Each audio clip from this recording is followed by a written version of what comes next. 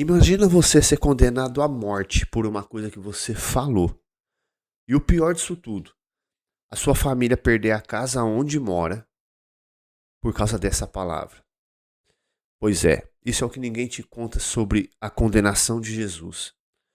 A gente sabe que Jesus veio cumprir um propósito, uma ordem divina.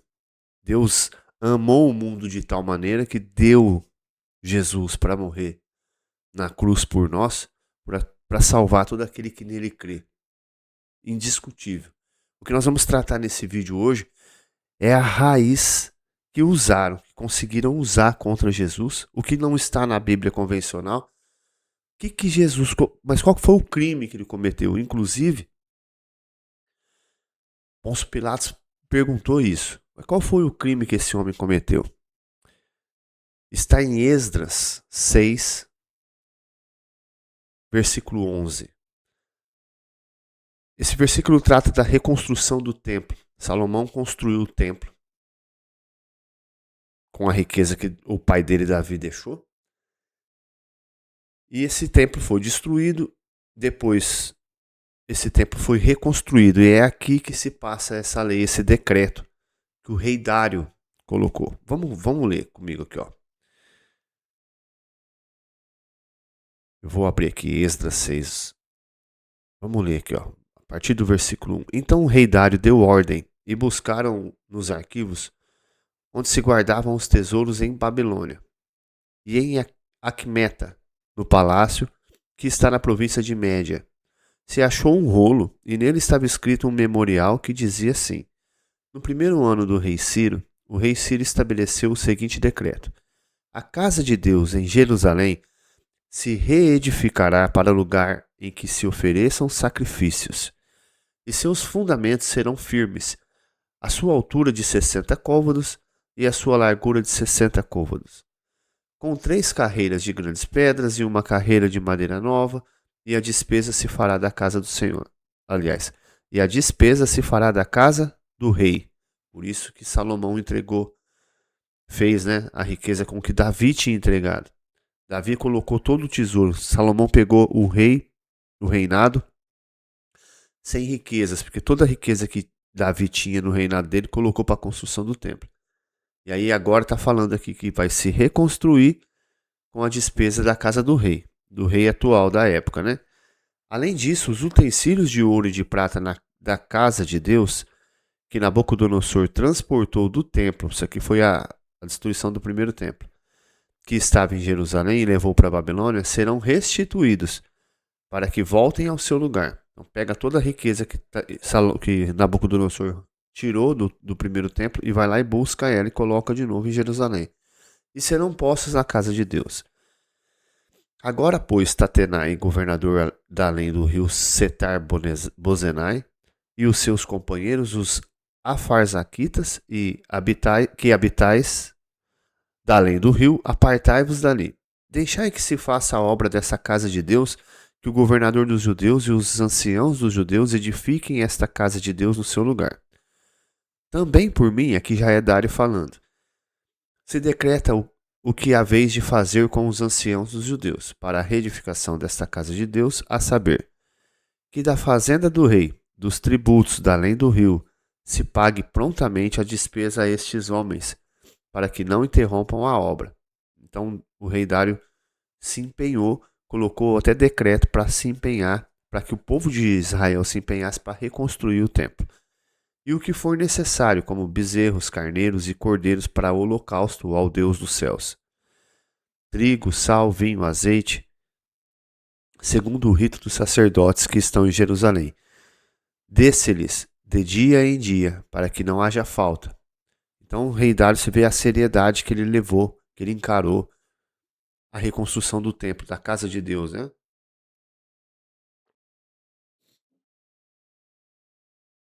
Para que ofereçam sacrifício de cheiro suave ao Deus dos céus e orem pela vida do rei e de seus filhos. Aqui vem o decreto. O decreto que os sacerdotes, os fariseus e saduceus usaram contra Jesus para colocar ele na cruz.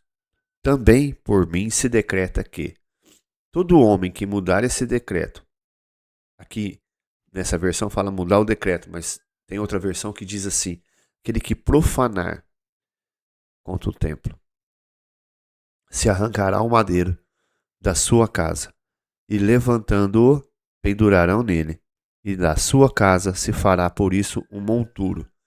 A versão original, acho que a primeira tradução fiel aqui, ó, também por mim foi estabelecido um decreto que todo homem que alterar esta ordem se arranque uma madeira da sua casa, levantando-o seja pendurada nela e a sua casa seja feita por um monturo.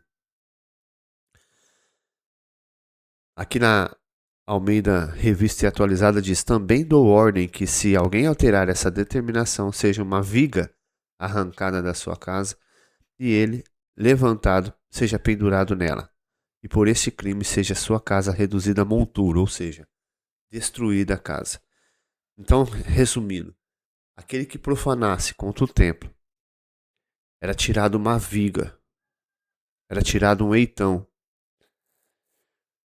da casa dessa pessoa e com essa viga iria ser construído a cruz. Então essa foi a origem da cruz que fizeram para Jesus. Foi arrancado um madeiro, uma viga da casa de Maria. E a gente não pode esquecer a profissão de José. José era carpinteiro. A gente raciocinando, podemos imaginar a madeira que José usou para fazer o telhado da casa de Maria. Que madeira que deve ter sido? Será que foi uma madeira leve? Podre? Com certeza. Uma madeira firme, dura, pesada. E além disso, destruir a casa dela. Olha a proporção do sacrifício do nosso Senhor. Ele não só foi colocado na cruz, não só foi pendurado no madeiro. Ele não só entregou todo o sangue, a última gota, para nos salvar. Foi tirado madeira da casa dele, uma madeira bruta. E com certeza José, como um excelente carpinteiro que era, escolheu a mais firme, a mais rígida, a mais durável, a mais que daria mais sustentação, pesada. Tanto é que precisaram pedir para Simão, se eu não me engano, né? No meio do caminho pegaram uma pessoa para ela carregar, esse cara carregar para Jesus, porque não ia dar conta de chegar até ao Gólgota. Olha o tamanho do sacrifício. Deixou a mãe sem casa. Ele sabia disso. Mas por que fizeram isso com ele? Porque ele profanou contra o templo? O que ele fez? Lembra quando ele passou e falaram do templo? Que ele falou assim: não ficará pedra sobre pedra. Aqui o rei Dário colocou: se nós vamos construir o templo, e aquele que mudar essa ordem, mudar essa determinação, vai ser feito isso. Vai ser colocado uma viga arrancada. Jesus, ele não determinou com lei de autoridade, né? Que ali na época Roma era autoridade em Israel. Mas ele falou: aqui não ficará pedra sobre pedra. Eu vou destruir esse templo. E em 3 dias reconstruir. Não foi o que ele falou? Vamos buscar aqui, ó. Vamos buscar aqui versículo que Jesus fala que vai destruir o templo.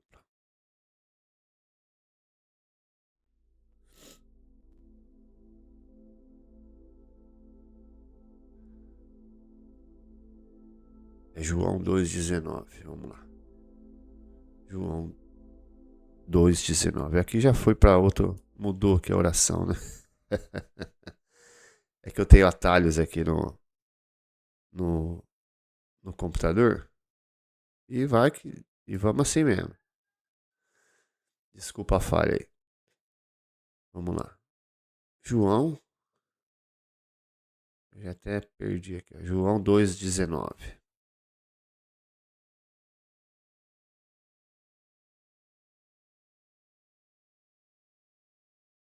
Que não alterou nada aqui, não, né? Não. João 2,19. Vamos ver aqui, ó. Jesus diz: Destruí esse templo e em 3 dias eu o levantarei. Mas tem uma tradução que. Vamos ver se na ACF faz. Destruí este templo e em 3 dias eu o levantarei. Foi isso aqui que fez Jesus ir para a cruz. Isso aos olhos humanos, isso uma desculpa, vamos dizer assim, que eles usaram para poder colocar Jesus na cruz, porque ele não tinha pecado nenhum, não tinha cometido erro nenhum, não tinha. Aí eles pegaram uma falha na lei lá de Rei Dário. Quer ver? Vamos ver uma coisa. Quando você for ler a Bíblia, hoje a gente tem ferramenta, né?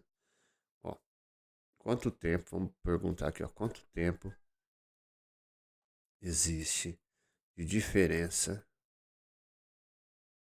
entre Rei Dário e Jesus?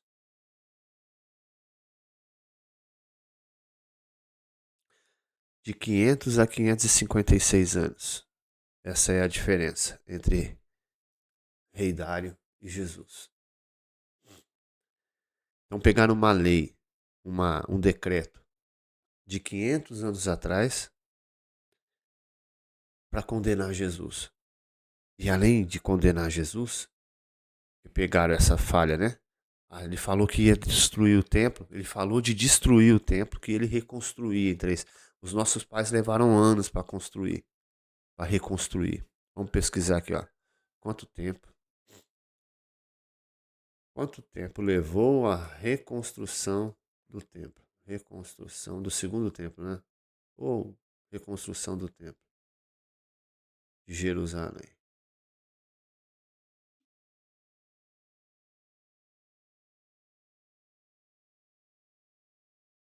Quanto tempo?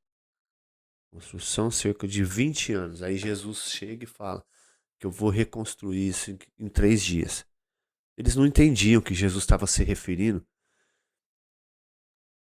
à abolição do sacrifício, à abolição do sacerdote, que você não precisaria mais chegar a um homem para esse homem clamar a Deus por você. Que Deus não habitaria mais em templos feitos por mão de homens. Foi isso que Jesus quis dizer. Jesus quis dizer isso. Eu vou destruir esse templo. Esse aqui vocês não vão mais precisar dele. E vou reconstruir em 3 dias. Em 3 dias. Ele não ia falar, eu vou no sábado, eu vou no inferno pegar a chave da morte da mão do diabo. Não vou, não ia, não. Ele resumiu. Eu vou destruir. Esse templo vai ser destruído. E em 3 dias eu vou reconstruir ele. Destrói ele pra você ver. E ele fala em uma outra passagem, né? Não ficará pedra sobre pedra. E aí foi o decreto, que é onde eles pegaram para poder condenar ele. Então, qual que é a lição que a gente tira disso? Primeiro, o tamanho do sacrifício do nosso Senhor para nos salvar na cruz. Além dele ter sido condenado, ele deixou a mãe sem casa. Ele não, né? Deixaram a mãe dele por conta desse decreto, sem casa. Ainda tiraram o madeiro do telhado. Olha o peso, imagina. O peso era tão grande que ele estava moído. Bateram, cuspiram. Bateram muito. Com aquelas armas de tortura. E além disso, colocaram uma cruz feita com madeira de telhado, feito por um excelente carpinteiro que era José, para Jesus carregar. Tanto é que precisou pedir para alguém, porque eu acho que eles falaram assim, vai demorar muito isso aqui. Caiu várias vezes, porque é muito pesado. Primeira lição é essa. O tamanho do sacrifício, a proporção do sacrifício que Jesus fez por nós. E o segunda lição. Quando Deus coloca um propósito quando você for para cumprir um propósito, não vai ser fácil. E Jesus sabia disso. Que ele falou assim: Pai, se for possível, passa de mim esse cálice. Ele sabia. Mas ao terceiro dia ele ressuscitou e está sentado hoje ao lado do Deus vivo e vai vir no cavalo branco. Só que não vai vir mais como Salvador. Ele vai vir como justiceiro, como juiz. E o tempo está chegando. Arrependam-se. Não é isso que diz a palavra? Arrependei-vos. Volta para Deus. Hoje é o dia. Hoje é o dia de você voltar. Hoje é o dia de você se voltar para o Senhor. Que em breve Ele virá. Maranata. Ora vem, Senhor Jesus. Vamos falar com Deus.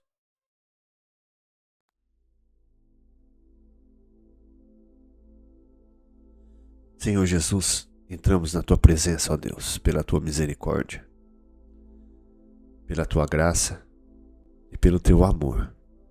Amor esse que fez o Senhor se entregar na cruz. Uma cruz pesada. Uma cruz feita da madeira mais resistente e forte que existe. Escolhida a dedo por um carpinteiro. Que lá na frente mal saberia José que a madeira da casa escolhida por ele ia ser da madeira da casa escolhida por ele ia ser feita a cruz do nosso Salvador, do nosso Senhor.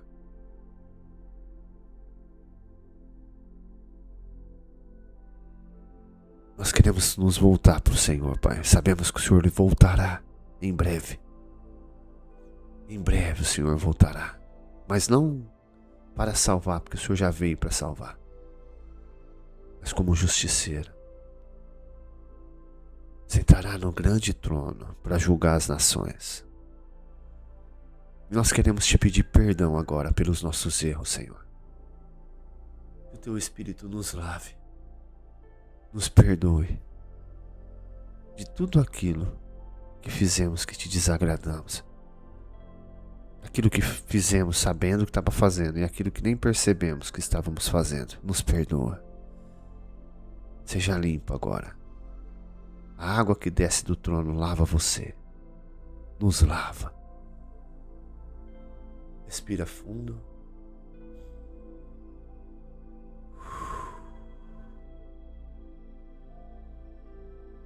Você está limpo. E você que diz assim: eu gostaria de ter uma nova vida. Agora é o momento. Eu quero convidar você a assumir Jesus. Eu não vou falar aceitar, porque você não... Quem somos nós para aceitar Jesus? Mas assumir Jesus como seu único Senhor, Salvador da sua vida. Você vai abandonar qualquer outro dogma religioso. Tudo aquilo que não for Deus, não for Jesus, você vai... Às vezes a pessoa tem os filhos como prioridade, como centro da sua vida. Você vai tirar tudo e vai colocar Jesus. Você vai assumir. Eu quero convidar você a assumir Jesus como seu único Senhor, único Salvador, o único que pode... O único que pode não, mas o único que você vai colocar. Ele pode tudo, mas o único que você vai colocar toda a atenção, fé. Você não vai pôr sua fé em dinheiro, em amigos. Eu vou falar para amigo, para fulano me ajudar. Não, primeiro é Deus, primeiro é Jesus. Assumir Ele, eu quero te convidar. Você abandonar esse erro, você sabe que é errado. E entregar-se totalmente para Jesus. Repete assim comigo. Eu assumo o Senhor Jesus como o único Senhor e Salvador da minha vida. E eu prometo buscá-lo em primeiro lugar, acima de tudo. Respira fundo.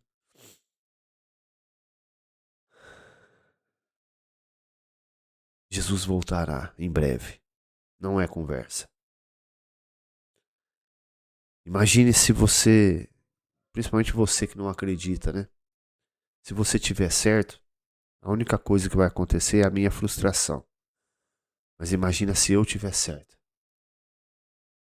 E Jesus de fato voltar. Que ele vai. Como estará a sua situação? Hoje é o dia de uma nova vida. Hoje houve salvação nessa casa. Amanhã eu te espero novamente às 6 horas da manhã no nosso programa A Luz do Dia. E você que aceitou Jesus como seu único Senhor e Salvador, você precisa buscar se batizar nas águas. Procure uma igreja, vai se batizar. Não estou falando para você seguir uma igreja, seguir uma religião, mas mudar o curso da tua vida, entregar totalmente a Jesus. Deixa nos comentários você que entregou sua vida para Jesus e escreva assim: hoje a minha vida mudou. Eu vou voltar, vou ler os comentários. E eu te espero amanhã, às 6 horas da manhã. Vamos para cima junto. A hora é agora.